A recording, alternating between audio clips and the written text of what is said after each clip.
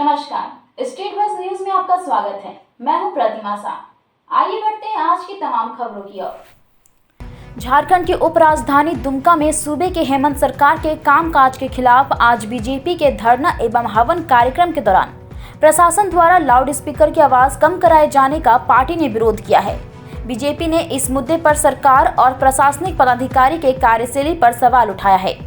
Party नेताओं ने कहा है कि प्रशासनिक पदाधिकारी सरकार के इशारे पर काम कर रही है और विपक्ष के आंदोलन को साजिश के तहत कुचला जा रहा है।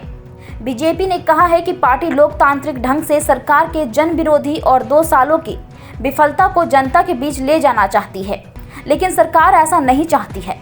दरअसल हेमंत सरकार की विफलता और जन विरोधी नीतियों के खिलाफ बीजेपी का आज राज्यव्यापी धरना एवं हवन कार्यक्रम था।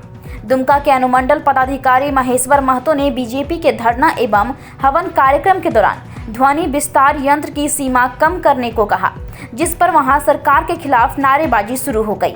एसडीओ महेश्वर महतो ने कहा कि वह बीजेपी नेताओं से ध्वनि विस्तार यंत्र की सीमा कम करने का अनुरोध किया था और पार्टी नेताओं ने इस बात को मान भी लिया था।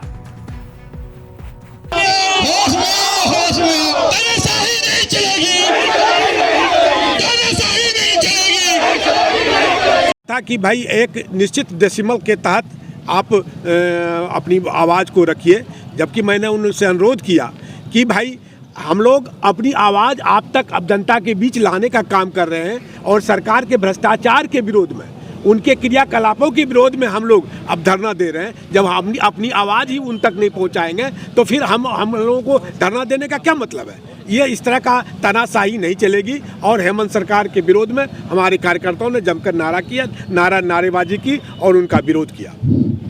झारखंड सरकार के खिलाफ पूरे राज्यव्यापी जिला मुख्यालय पर भारतीय जनता पार्टी के द्वारा दिया जा रहा है और हमें लगता है कि कल हमने जाकर अनुमंडल पदाधिकारी को आवेदन दिया था और जो नियम है उसके तहत उन्होंने मुझे आदेश दिया और हम लोग नियम के तहत उनके जो मजिस्ट्रेट यहाँ नियुक्त थे वो अभी आए थे और हमने धरना कार्यक्रम प्रारंभ किया और धरना कार्यक्रम चल रहा था। मुझे लगता है कि सरकार जिस प्रकार जनविरोधी है उसी नीति के तहत एक योजनाबद्ध तरीके से कुशासन का एक जो अब नमूना देखना चाहते थे हम लोग, उन्होंने आकर यहाँ दिखाया और सरकार के गतिविधियों को हम लोग बंद न करें, उनके कुशासन, उनके जो गलत तरीके से जो सारे कार्यक्रम चल रहे हैं उसका हम लोग विरोध न करें, उसको रोकने का ही एक साजिश था। उन्होंने क्या कहा? उन्होंने ये कहा कि आप लोग आवाज़ कम कीजिए, क्योंकि आवेदन आप लोग जो दिए हैं उसमें हम लोगों ने आदेश दिया है कि एक सीमित जो आवाज़ है उसके तहत आपको कार्यक्रम करना है और उनकी आवाज़ उनके रूम तक जा रही थी। क्या आप सबको ऐसा लगता है? आप सब लोग जानकार हैं, अनुभवी हैं, बराबर बैठकों में रहते हैं,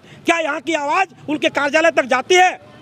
और निश्चित रूप से एक उनका योजनाबद्ध तरीके से किया गया एक कार्यक्रम था। बस देखिए, जो उन्होंने धरने का आज कार्यक्रम रखा था उसकी पूर्व अनुमति मेरे द्वारा ही दी गई थी और उसमें स्पष्ट रूप से कहा गया था कि अगर कोई ध्वनि विस्तारक यंत्र का उपयोग करते हैं तो उसकी जो सीमा होगी बहुत कम होगी और उसी में आपको जो भी भाषण करना है वो करना है, लेकिन तय सीमा से अधिक साउंड में वो लोग भाषण कर रहे थे, जिसमें उन लोगों से अनुरोध किया गया कि वो लोग साउंड को धीमा कर दें। बस इतनी सी ही बात हुई है।